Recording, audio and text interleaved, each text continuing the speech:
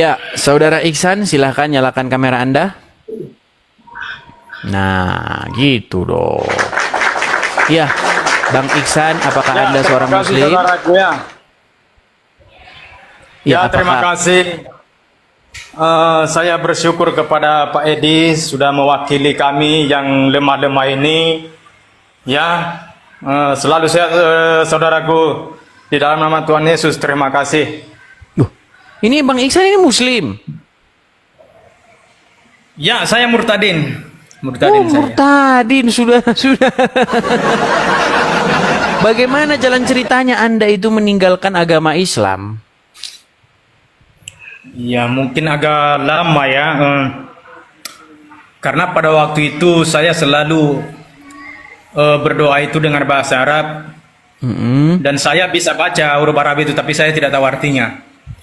Oh ya, Jadi, persis puji itu seperti Tuhan. yang saya katakan. Itu memang kenyataan, Bang. Jadi kenyataannya itu, banyak orang Islam itu pandai berbahasa Arab, mengulang-ulang bahasa Arab, tetapi tidak mengerti artinya. Kalau kata Ustadz Munzir Situmorang, katanya seperti keledai. Flipper, makasih Bang. Makasih Bang Flipper. Lama Bang Flipper tidak kelihatan. Jadi abang dulu seperti itu. Ngelihat, Ya, dulu seperti itu. baca-baca tulisan Arab, kemudian saya tidak baca-baca. tahu. Ya, saya tidak tahu pada waktu itu. Jangan dulu, nak. Pada waktu itu kan saya selalu ya mengucapkan ini. Mungkin bisa saya ngomong dulu Pak Aris ya. Silakan. Bismillahirrahmanirrahim. Alhamdulillahi rabbil alamin. Arrahmanirrahim. Maliki yaumiddin. Iyyaka na'budu wa iyyaka nasta'in. Ihdinas siratal mustaqim. Siratal ladzina an'amta 'alaihim ghairil maghdubi 'alaihim waladdallin.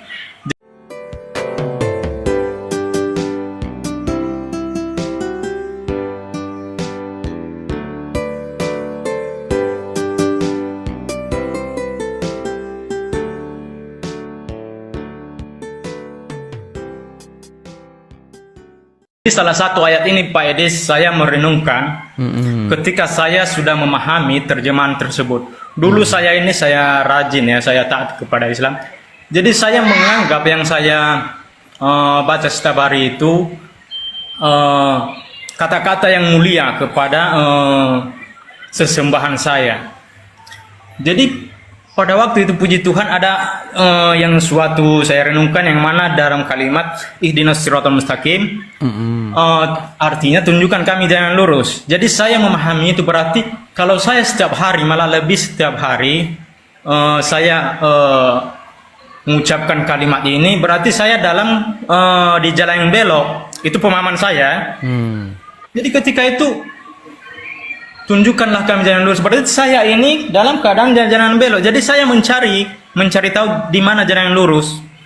Jadi saya baca di dalam itu saya jumpa ya di surah Al-Zukhruf 61 bahwa dikatakan di situ inti dikatakan di situ Nabi Isa lah jalan yang lurus. Jadi ketika itu saya mencari tahu siapakah Nabi Isa ini. Saya mencari sebagai yang saya percayai bahwa Nabi Shallallahu Alaihi Wasallam bahwa dialah yang kami ikuti. Jadi saya anehnya dalam saya mencari ini saya tidak mendapatkan bahwa Nabi Muhammad yang lurus. Jadi dikatakan sini Nabi Isa. Jadi ketika itu saya cari ya siapa dia ini Nabi Isa. Jadi ketika itu pada itu saya baca ketemu di surah Al Imran 45 dikatakan di situ Nabi Isa anak Maria, ya kalimat atau firman Allah. Tapi yang terkemuka di dunia dan akhirat. Jadi saya memahami itu dikatakan di situ akhirat artinya kalau dia nabi berarti nabi akhir. Jadi tiada lagi selain dia karena dia akhir. Jadi ketika itu saya merenungkan lagi kenapa dengan pemahaman kami dikatakan bahwa Nabi Shallallahu Alaihi Wasallam adalah itu nabi terakhir. Jadi saya menjanggal. Jadi karena saya renungkan itu Pak Edis pada waktu itu, saya berpikir berarti daripada saya bingung saya mencari tahu siapa yang menciptakan langit dan bumi. Karena itu saya mencari kalau ada yang mengaku saya yang menciptakan langit dan bumi berarti dia Tuhan udah pasti. Jadi pada waktu itu Pak Edis, saya membaca ya di surah Al di ayat 3 itu, bahwa dikatakan situ dialah. Jadi Al-Quran itu sebagai saya Muslim, sebagai penunjuk. Dan oleh dengan di surah Al di ayat 3 ini, dikatakan dia yang awal dan akhir, yang johir, yang batin. Dan dijelaskan di ayat 4-nya itu, dialah yang menciptakan langit dan bumi dan segala sesuatu. Jadi saya mencari tahu siapakah yang awal dan akhir. Seketika itu ya, saya sudah mencari, saya baca hadis dan saya baca kitab lain. Saya tidak mendapatkan siapa dia yang awal dan akhir. Tidak pernah. Allah juga tidak pernah, aku Allah, aku yang awal dan akhir. Tidak pernah. Tapi saya mencari tahu Pak Edis. Mencari tahu pada waktu itu, saya tidak pernah menemukan. Jadi saya mencari tahu di mana dia yang awal, siapa yang awal dan akhir. Jadi ketika itu saya percaya bahwa yang dikatakan di surah Al-Baqarah bahwa wahai Muhammad, diperintahkan Allah, wahai Muhammad, kalau kamu ragu-ragu dan bertanya kepada kitab sebelum kamu, yaitu Taurat dan Injil. Jadi di dalam keimanan saya tidak pernah saya menemukan Taurat dan Injil. Jadi oleh karena itu pada waktu itu saya mengikuti apa yang dikatakan oleh Al-Quran. Saya mencari di Injil, ya, di Injil yang mana di Alkitab kepercayaan orang Kristen. Jadi pada waktu itu saya cari. Ketika itu waktu saya cari, muncul di surah kitab Wahyu 22 ayat 13 dikatakan dia dengan sangat tegas. Jadi Tuhan Yesus ini sangat tegas, dia mengatakan ya dengan tegas, akulah Alfa dan Omega, akulah yang pertama dan akhir, dan aku yang awal dan akhir. Jadi ketika itu saudara, pada waktu itu saya merinding ya, saya merinding. Kok dia yang mengatakan akulah, tapi bukan dia menunjukkan dialah, tapi dengan tegas akulah yang awal dan akhir. Jadi oleh karena itu saya penasaran pada waktu itu saya mencari di mana yang saya cari tahu ajaran Yesus yang diajarkan kepada umatnya yang mengikuti dia. Jadi pada waktu itu saya mencari tahu itu, saya menemukan ajaran yang sangat mulia Pak Edis di surah Matius 5 ayat 44 bahwa kasihilah musuhmu dan berdoa kepada siapa yang menganiaya kamu. Jadi waktu saya temukan ajaran itu Pak Edis, jadi saya mau kaget di situ. Ini tidak pernah di ajaran saya, tidak pernah saya mendengar ajaran seperti ini. Jadi oleh karena itu saya mencari bagaimana dan ini saya karena saya mencari tahu semua. Jadi Yesus ini sehingga nanti di surah Al-Zukhruf ayat 61 dikatakan situ Nabi Isa adalah jalan lurus, tapi Yesus mengatakan bahwa akulah jalan kebenaran dan hidup. Jadi saya waktu itu saya sampai berdebat kepada keluarga saya Pak Edi sama mama saya, sering sampai mama saya dibilang, kau itu harus tahu, kau tanya sama Pak Ustadz, nggak boleh kau menafsirkan sendiri. Itu mungkin kamu salah memahami. Dan saya ikuti apa kata mama saya dan saya bertanya kepada guru. Cuman memang Pak Ustadz saya bertanya itu tidak pernah memuaskan, tidak sesuai dengan dalil yang saya pertanyakan sama dia. Cuman saya gitulah ya. Karena ada perasaan saya iya-iyakan aja. Jadi oleh karena itu saya ini Pak Edi kritis. Saya mencari tahu dan saya banyak ajaran-ajaran Tuhan Yesus yang sangat mulia di dalam itu. Dan pada waktu itu Pak Edi ada sekitar 2 tahun lebih ya. Tiba-tiba saya karena tidak percaya keluarga saya kepada saya, diam-diam saya kepada keluarga saya pergi dan merantau. Jadi dalam niat saya itu saya mencari gereja untuk percaya kepada Tuhan Yesus, bahwa Tuhan Yesus itu dialah Tuhan yang benar. Jadi pada waktu itu Pak Edi saya mendatangi gereja Pak Edi, saya cari gereja terdekat dan ya puji Tuhan pada waktu itu ya ada ketemu sama pendeta dan dibilangnya pada waktu itu saya pada waktu di pintu gereja itu ada seorang ibu-ibu dan saya tanya, ada pendeta nggak Bu? Jadi pada waktu itu ibu itu ya sangat baik dan menerima, dipanggilnya lah seorang Pak Pendeta dan dia tanya kepada saya kenapa. Saya bilang sama dia, Pak saya mau dibaptis. Jadi Pak Pendetanya baik, dikasih saya duduk dan ditanya kenapa kamu mau minta dibaptis, emangnya Bapak belum pernah dibaptis. Saya bilang sama dia, saya ini Pak belum pernah dibaptis, Hmm. ya. Karena saya ini Islam. Jadi saya bilang Islam, langsung kaget Pak pendetanya ini. Hmm. Jadi kaget, dia bercerita lah kenapa dan saya jelaskan bahwa saya mengikut Tuhan Yesus ini dengan sungguh-sungguh, dan saya sudah mencari tahu dia siapa, dan saya percaya bahwa dialah Tuhan yang benar.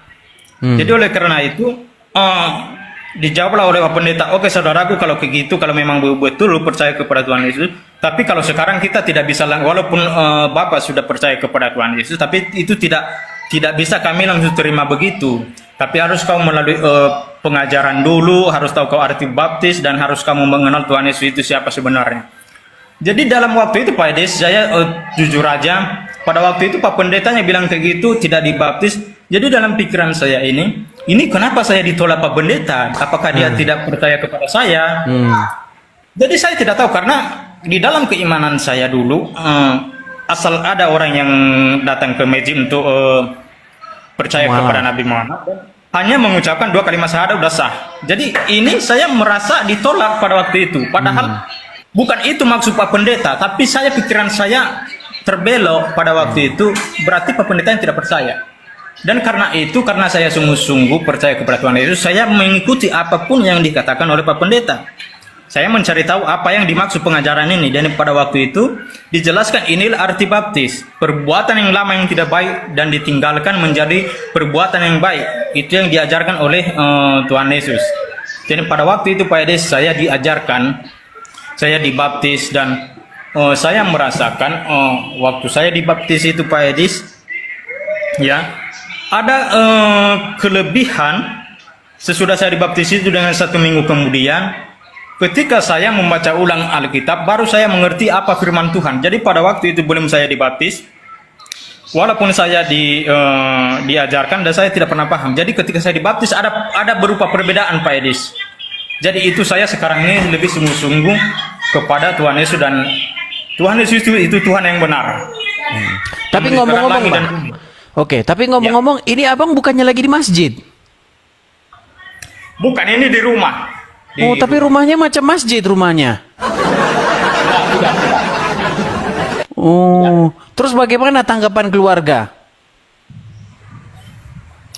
Ya, tanggapan keluarga sampai sekarang saya, karena ini baru saya percaya kepada Tuhan. Memang udah lama saya percaya, cuman masih ragu-ragu karena masih belum berani kepada keluarga. Jadi karena ketika itu Pak Edis, karena saya sangat percaya Pak Edis, saya keluar Pak Edis, saya merantau dengan alasan saya, daripada saya berkelahi sama keluarga saya, lebih bagus saya diam-diam merantau. Jadi alasan saya merantau, dan itu niat saya untuk percaya kepada Tuhan. Jadi sampai sekarang saya Pak Edis, keluarga saya itu memang saya ditolak, dan dikatakan bahwa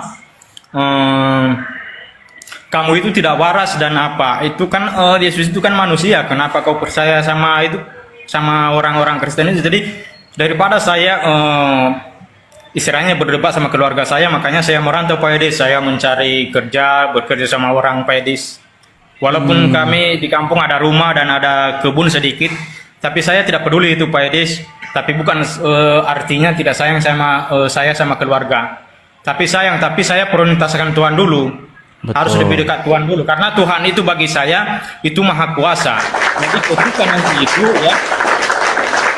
nanti itu karena saya percaya itu nanti saya percaya bahwa keluarga saya itu nanti akan dijamah oleh Tuhan Yesus. Jadi saya berdoa terus Pak Edis. Jadi saya keterbatasan saya ini Pak Edis, sampai istri saya sampai udah kecerai kami ya. Jadi cerai masalah ini juga, dari keluarga saya tidak terima. Jadi anak saya itu masih di pesantren Pak Edis, masih di pesantren. Mereka saat ini masih di pesantren Pak Edis, serius. Jadi karena Anda jadi Kristen, akhirnya istri Anda pun akhirnya meninggalkan Anda begitu. Iya. Waduh. Ya itu ya teman-teman ya, karena memang jadi anak saya ikut dia. Jadi bayangkan saja Pak Edis, pada waktu itu bagaimana mereka membenci saya itu Pak Edis. Ada sesuatu rezeki saya kemarin Pak Edis. Saya mau ngirim untuk nafkahi anak, tapi mereka menolak. Jangan kau kirim uang, kami bisa ngasih makan anak. Jadi bagi saya nggak apa-apa Edis. Selalu saya berdoa kepada Tuhan Yesus yang benar, dan saya percaya itu akan nanti mereka kalau sudah besar tahu dia mana Tuhan yang benar, yang layak disembah. Jadi tahu dia Tuhan yang layak disembah, itu aja Pak Edis. Salah satu pemicu Anda itu, kok bisa-bisanya Anda itu akhirnya meninggalkan agama Islam itu sebenarnya gara-gara apa? Apakah juga gara-gara sering nonton-nonton diskusi atau bagaimana? Bukan. Mungkin baru-baru kali ini saya menonton, jadi saya itu Pak Edis, tapi bukan saya mengaitkan, tapi intinya ini Pak Edis, kalimat dari surah Ahadi ayat 3 ini surah Ahadi 2, 3 dan 4 itu berkaitan, jadi saya mendalami itu Pak Edis, karena huwa itu Pak Edis, itu kan wal awalu wal akhiru. Jadi huwa itu artinya laki-laki yang lahir, itu artinya bahasa Arab. Dialah Jadi yang awal, ya. Pak Edis, Zohir itu mungkin di privat Pak Edis ya, tapi bukan, saya tidak mau menjelaskan di sini Pak Edis ya. Mungkin Zohir itu lahir kalau bagi saya, karena saya ada Al-Quran lama, yang kuno, yang sudah lama. Itu Zohir itu artinya terjemahannya dulu lahir, bukan Zohir. Lahir dikatakan di situ. Dia yang lahir, yang batin, dan yang batin. Dia yang lahir dan yang batin. Itu dia Pak Edis. Gini Bang Ihsan.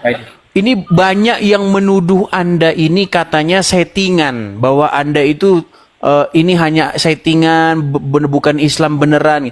Gimana? Apakah Anda setuju kalau kita kasih naik satu Muslim? Ya, itu tidak mau saya berdebat Pak Edis ya. Cuman saya mengatakan kalau saya bukan Islam pasti saya tidak tahu membaca huruf Arab. Tapi kalau saya sampai sekarang memang saya tidak tahu bahasa Arab, hanya bisa membaca. Dan itu semua bisa saya hafal-hafal huruf Al-Quran. Kalau Yasin, tapi jangan semua ya, tapi yang pertama aja. Yasin wal Qur'anil Hakim, innaka laminal mursalin, ala siratim mustaqim, tanjilal azizir rahim, litunjira kama ma unjira abahum fahum wafilun. Jadi saya jangan semua. Jadi jadi surah Al-Ikhlas. Sah ya, Muslim ya.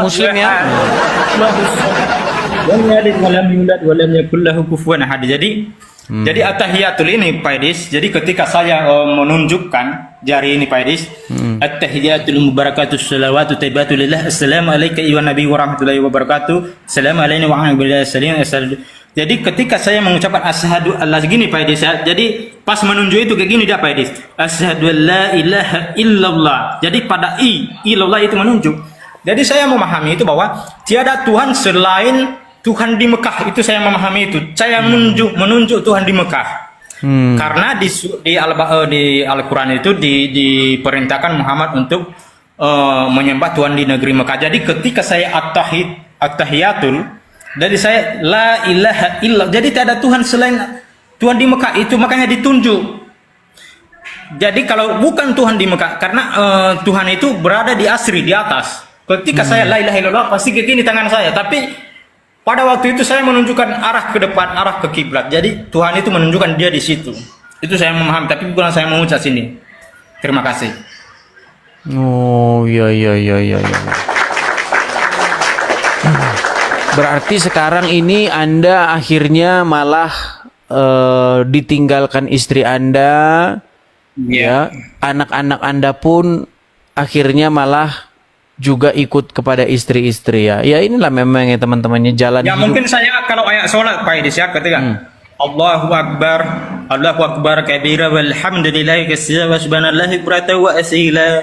Inni wajjahtu wajhiya lillazi fatara samawati wa ardi hanifa minal wa ma ana musyrikin. Inna salati wa nusuki wa mahyaya wa mamati lillahi rabbil alamin. Jadi itu jangan sampai selesai ya. Jadi pokoknya ada bukti untuk bahwa kalau mereka tidak settingan, saya tidak mungkin tahu bahasa ini. Saya tidak ada membaca-baca di sini, tidak ada. Tapi saya hafal di kepala saya, udah hafal semua.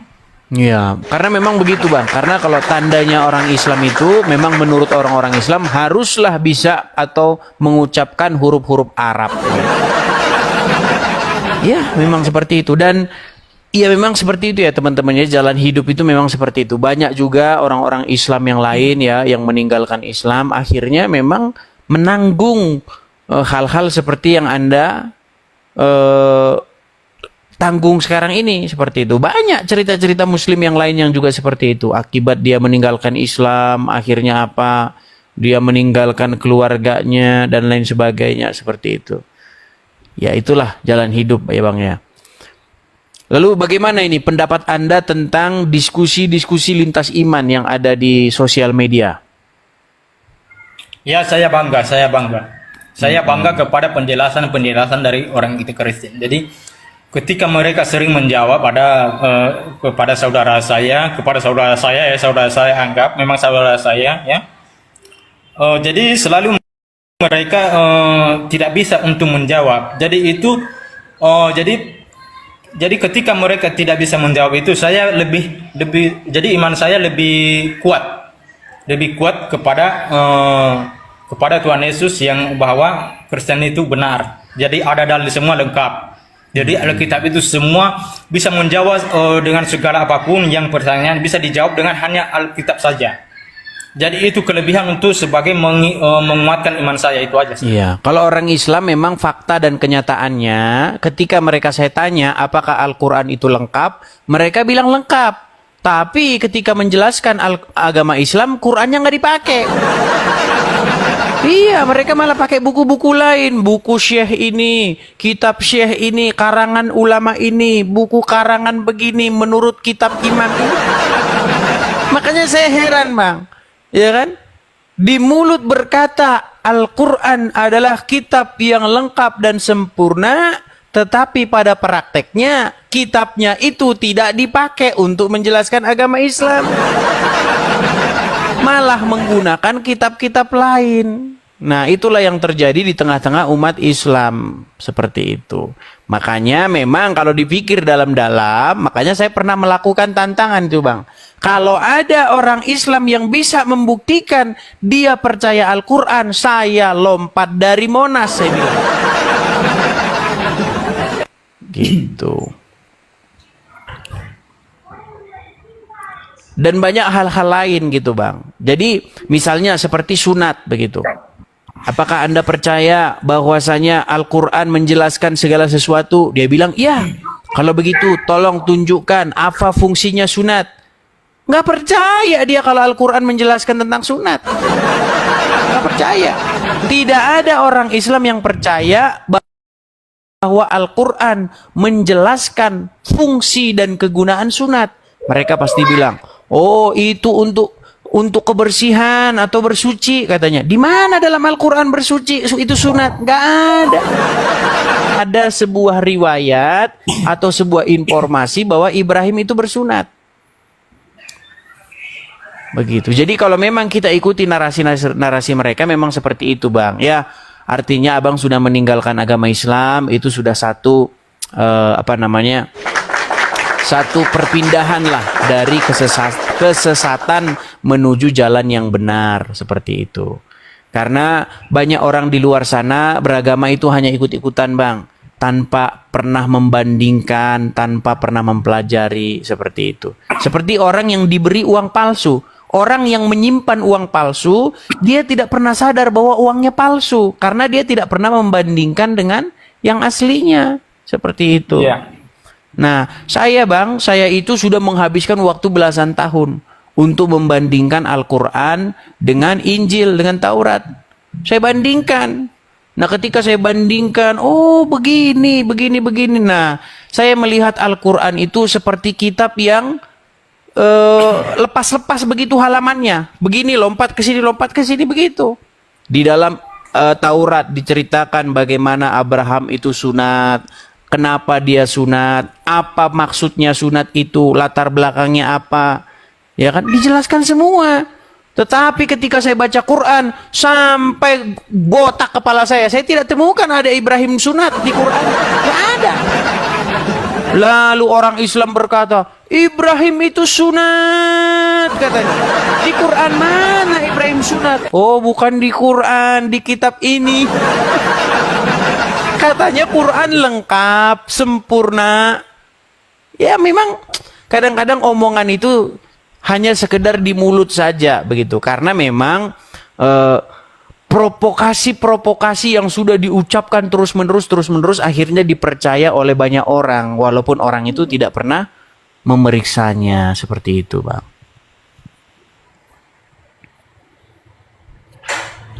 Oke lah, abangku.